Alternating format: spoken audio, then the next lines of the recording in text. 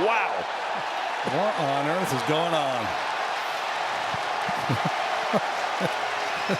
The wheels have come off. If you like weird balks, you're going to like this breakdown. If you like lots of walks, you're going to like this breakdown. If you like nervous pitchers, you are going to like this breakdown. And we're going to go into this one. Padres and Cubs are in the first inning. Cubs trying to take a sweep. Eventually, you're going to see 79 pitches, 8 runs, 7 walks, 1 hit by pitch, and 2 major balks. We're going to break down those balks because it was confusing both broadcasts. First of all, the only way to set the tone for that kind of inning is, of course, a 4-pitch walk, and that's exactly what Ben Brown does to Fernando Tatis.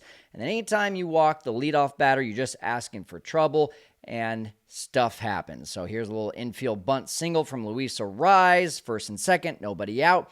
Then you got Manny Machado up on a 3-1. It's a strike, but it's called a ball because when you're not around the plate, you don't get those calls. Then he finds a strike zone on 3 curveballs here to Jackson Merrill, gets 3 swings, just goes lower and lower and lower.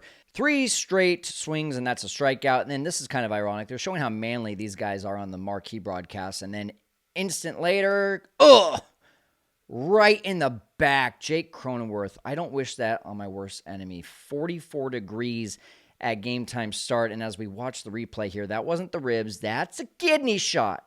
And you can hear it from him. Poor Jake Cronenworth. All right, but then another infield single. Ben Brown trying his best shortstop impression. Good effort, but the ball hasn't gotten past the pitcher yet, and it's already 2-0 Padres.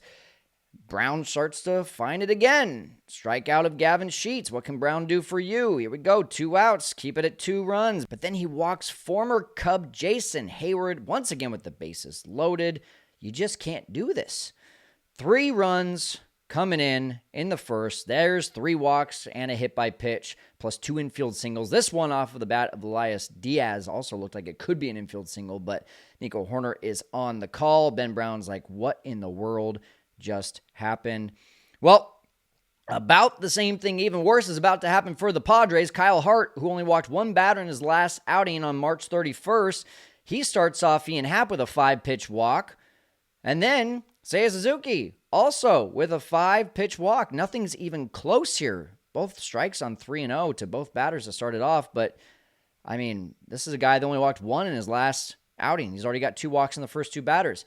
2 bad balls to Kyle Tucker, and then on 2 strikes to Kyle Tucker, he dishes it into right field. There's the Cubs' first run. It's 1st and 3rd.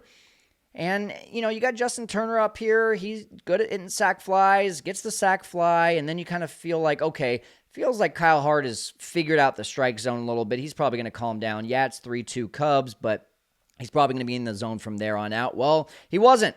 Here comes Dansby Swanson, 5-pitch walk. So now it's 1st and 2nd with 1 out. Then you've got Nico Horner, after a great battle, clangs that one off of Bogart's glove at shortstop. In comes a run. Nico gets all the way to second base with a heads-up double. And now it's 2nd and 3rd with 1 out. Cubs are tied up with the Padres. They didn't like this call. Pete Crow Armstrong with a bunt. If you're going to bunt it, make it a good one. It wasn't a good one. Helps out a struggling pitcher. Now 2 outs, but another 5-pitch walk to Matt Shaw. And that's his 39th pitch of the game. And that is enough for him to be out of there. But here's where the craziness starts. All right, first pitch to Carson Kelly. Not a strike. Second pitch looks like a strike, but it's called a ball. Third pitch, here we go. And you can tell he's looking at the umpire like, wait, what are we doing? Why are you coming out on the field? Umpires get together. What could they be talking about? At this point, I'll pause for you. At this point, the broadcast on both sides is like, well, maybe you have to share with the umpire, because you do. You have to tell the umpire, am I going to be working from the stretch or am I going to be working from the windup as you come in from the bullpen, at least with base runners on. And so at one point, you see him say, I'm going to work from the windup. Well, he does that.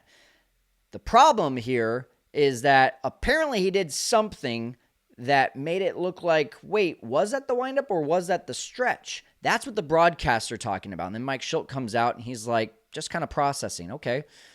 Yeah, right. I have nothing really to say to this. This is all new to me. That's kind of the reaction, the body language there. And it's a balk. That's what it's called. So the Cubs take a 4-3 lead. Manny Machado is like, you're seeing what? I don't think anyone at this point, even when they're told what's going on, quite understands what's happening.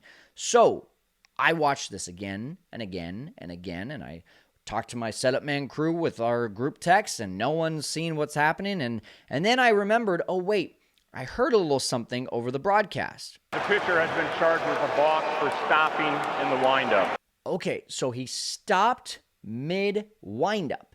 That's what the call is, stop mid-windup. So the question is, when does he start his windup? So let's look at the first two pitches again. I'll zoom in a little bit here. You can see him move his foot, and then he starts his windup. That was the one not called a balk. And then we're going to put them right next to each other. So on the left is the one that he was called for a balk on. On the right is the one that he was not called for a balk on. Now, unfortunately, because of Marquis' timing on the changing of angles, where you're seeing on the left is exactly where that frame starts. Right before that was a replay of Carson Kelly hitting a home run from the other day. So this was all I could see. And when you look at it, it's, okay, you kind of think, all right, one was from the stretch and one was from the windup. So maybe that was it. Maybe it was that, oh, he said he was going to go from the windup, but he was actually going from the stretch, and he didn't communicate that to the umpire. That was what I was thinking at this point. So I had to go and watch the Padres broadcast. So here is what we're looking at. Right here, he opens up like that. That looks like a balk, right? He looks in for the pitch, okay, and then he opens up. Now, the key thing here is we have to figure out, is that part of the windup? So when a pitcher goes into their normal routine, right, and this is the weird thing about all of the balk rules, is that even though some of the rules make it seem like that should be a balk, well, if that's part of his normal windup, then I guess that's what he does, which is dumb. I don't like the balk rules anyway. But at this point, you're wondering, well, is that part of his normal windup? And the answer is yes, because here, later in the at-bat, after the balk had already been called, this one doesn't get called for a balk. Show that again. Looks in, opens up. All right? So we've established that wasn't called for a balk, but the other one was. So what was the difference? Right here, he started his delivery. As soon as he closes up there and starts the delivery, he's not allowed to stop. That's where he is getting in trouble. By the way, Gillaspie, I mean, maybe just think about changing your whole delivery. This is confusing for everyone, apparently including yourself. But he closes up, and as soon as that foot goes down, he's not allowed to stop. He doesn't stop there, but then he does take a brief stop right there. So let's look at one from later in the at-bat when he doesn't do that. He opens up, he starts to close up now, and then he does that little toe tap, and then immediately goes into moving his foot. So essentially, as soon as he makes that first move, right there, he cannot stop. He stopped on the balk, and then guess what? He does it again. Yeah. Whoa. Is that another balk? He closes, and that's a full stop. And so that's why he ends up spiking that one in the ground, because he's like, you got to be kidding me. I did it again. I can't believe I did it again. What am I doing? Schilt's like, yeah, even I saw that. That's the explanation that I saw. That's the explanation that I understood.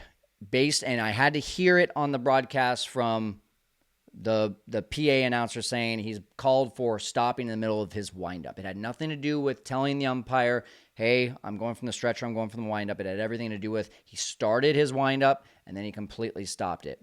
And of course, with a first inning like this, you got to imagine the game ends in a weird way, and that's exactly what happened after the Padres were down 7-3. They tied it 7-7 and took an 8-7 lead in the ninth inning on an error that should have been a double play that should have sent the Cubs and Padres to the bottom of the ninth with a tie game. Instead, Padres take this lead because Justin Turner does not catch this perfectly fine throw from Nico Horner. And we don't even know, did that ball go through the glove? Probably. Or did it just clank off the glove? Let me know what you think in the comments.